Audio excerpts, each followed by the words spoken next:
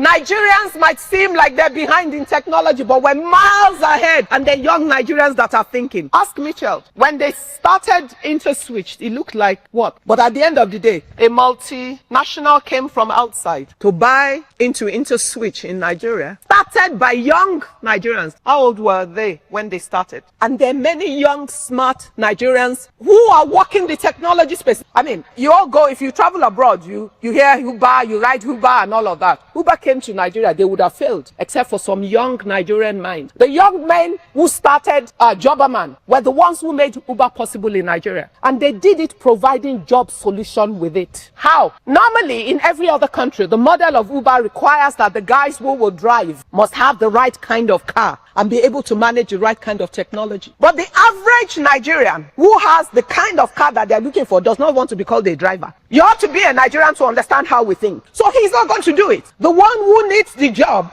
cannot afford the car. And the one who is at the normal level of the normal driver does not have the technology exposure to use the Uber technology. So therein lies disconnect. So these young men rejigged the model as Nigerians and decided there are many young Nigerians who go to work, who have bought cars, husband, wife, one car, so you have two cars in the family. You park the car in the morning when you get to the office and you don't drive it again till you're going home. And the guys who can drive don't have the car. So we can take the guys from OND to HNDs, train them for what they need to do, customer service, managing the technology involved and everything, and make a deal with the guys who have cars that sit during the day and say, if you give one of your car, we will provide the driver. We will drive it during the day and your family will be making income whilst you're at work, which means you have a second income stream. By the time they were done, they trained 500 OND, HND people who are the ones driving the Uber cars that you see around Nigeria, and they're still growing it. That's how young Nigerian minds, using technology and their understanding of their local environment, can change the game as well. The great thing about technology and entrepreneurship is when you find entrepreneurial technology people, you can change a nation overnight, because one right solution